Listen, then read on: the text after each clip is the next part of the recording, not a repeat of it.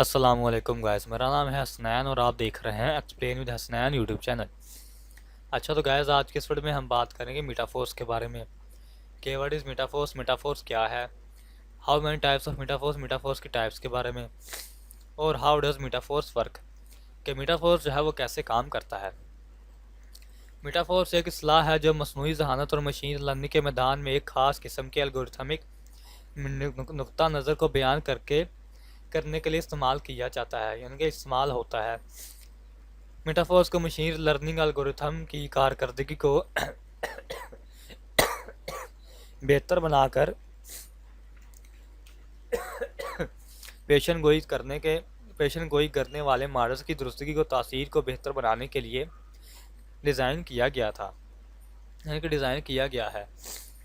بات کرتے ہیں واٹ از میٹافورس، میٹافورس کیا ہے۔ میٹافورس مشین لرننگ ماڈلز کی درستگی کو بہتر بنانے کے لیے الگورتھمک طریقہ ہے۔ یہ میٹا لرننگ کی ایک شکل ہے جو سیکھنے کا طریقہ سیکھنے کا عمل ہے۔ مشین لرننگ میں میٹافورس کا استعمال مشین لرننگ ماڈلز کی پیرامیٹرز اور ہائی پیرامیٹرز کو ایڈجسٹ کر کے ان کی کارکردگی کو بہتر بنانے کے لیے کیا جاتا ہے، اور اس کے علاوہ میٹافورس کا ہدف ماضی کے تجربات سے سیکھ کر مشین لرننگ ماڈلز کی مزید مؤثر بنانا ہے۔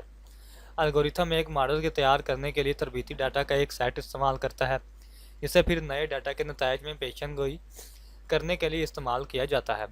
اس کے بعد ماڈل کا اندازہ لگایا جاتا ہے کہ یہ کتنا درست ہے۔ اگر درستگی تسلی بخش نہیں ہے تو اپنی کارکردگی کو بہتر بنانے کے لیے پیرامیٹرز اور ہائی پیرامیٹرز کو میٹافورس اسے ایڈجسٹ کرے گا۔ تو یہ ہے میٹافورس کا مطلب۔ اب بات کرتے ہیں ہاؤ ڈز میٹافورس ورک، کہ میٹافورس جو ہے وہ کیسے کام کرتا ہے۔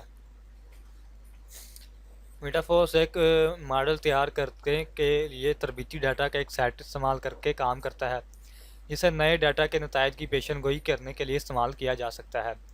ماڈل کا اندازہ اس بات کا تعین کرنے کے لیے لگایا جاتا ہے کہ یہ کتنا درست ہے۔ اپنی درستگی تسلی بخش نہیں ہے تو وہ کارکردگی کو بہتر بنانے کے لیے ماڈل کی پیرامیٹرز اور ہائی پیرامیٹر کو ایڈجسٹ کرے گا۔ اور اس کے علاوہ میٹافورس الگورتھم کی دو اہم اقسام ہیں، پیرامیٹرک اور naan parametric. Parametric metaphors algorithm فرض کرتے ہیں کہ ماڈل کی نمائندگی پیرامیٹرز کی ایک مقررہ سیٹ سے کی جا سکتی ہے۔ نان پیرامیٹرک میٹافورس الگورتھم اس مفروضے کو نہیں بناتے اور کسی بھی ماڈل کے مطابق ڈال سکتے ہیں۔ پیرامیٹرک میٹافورس الگورتھم اس کی کارکردگی کو بہتر بنانے کے لیے ماڈل کی پیرامیٹرز کی قدروں کو ایڈجسٹ کر کے کام کرتا ہے۔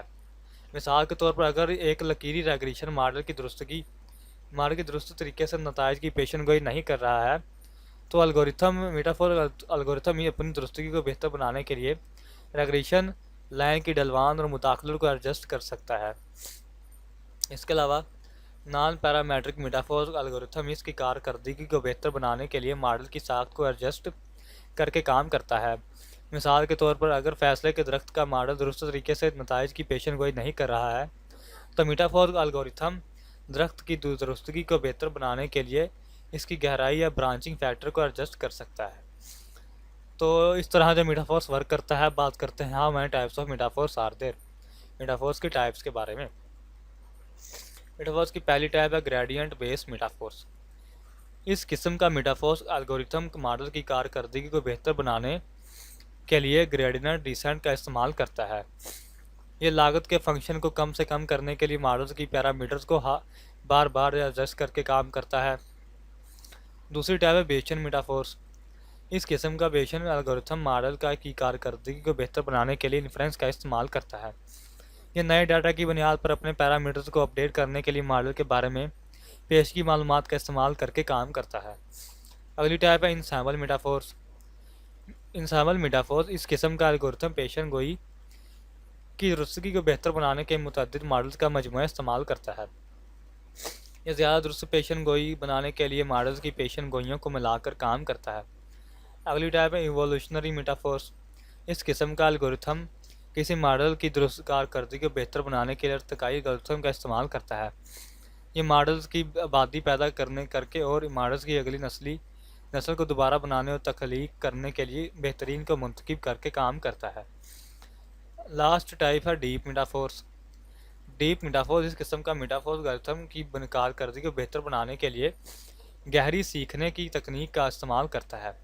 یہ مخصوص کام کے لیے موضوع ڈیٹا کا نمائندگی سیکھنے کے لیے اس بھی نیٹ ورکس کا استعمال کر کے کام کرتا ہے. اب بات کرتے ہیں کنکلوژن کے بارے میں.